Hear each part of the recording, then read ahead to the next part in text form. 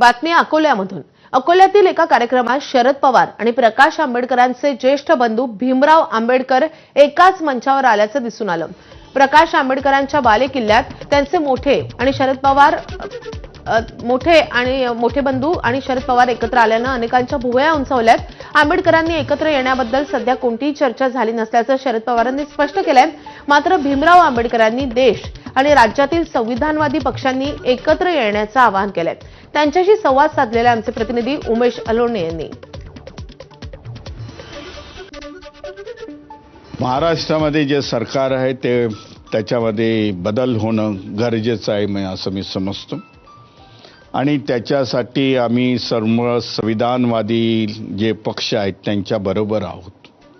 येणाऱ्या इलेक्शनमध्ये पण तसाच आम्ही लोक स्टँड घेणार आहोत। आम्ही संविधानवादी पक्षांबरोबर आहोत, आम्ही काही बाजूला नाही। संविधान निर्माण करते त्याचे आम्ही नातू आहोत, आम्ही बाजूला जाऊच शकत नाही।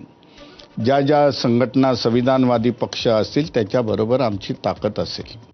भारतीय बौद्ध महासभेचं नेटवर्क ह्या महाराष्ट्रामध्ये जास्त आहे आणि जेव्हा जेव्हा इलेक्शन येतं तेव्हा आम्ही वंचित बहुजन आघाडीला सपोर्ट करतो। त्यांच्यासाठी आमचे कार्यकर्ते कार्यास लागतात वगैरे आणि त्याच्यामुळे चांगले रिझल्ट येणाऱ्या लोकल बॉडीजच्या ज्या इलेक्शन्स आहेत त्याच्यामध्ये वंचित बहुजन आघाडी चांगल्यापैकी रिझल्ट देईल।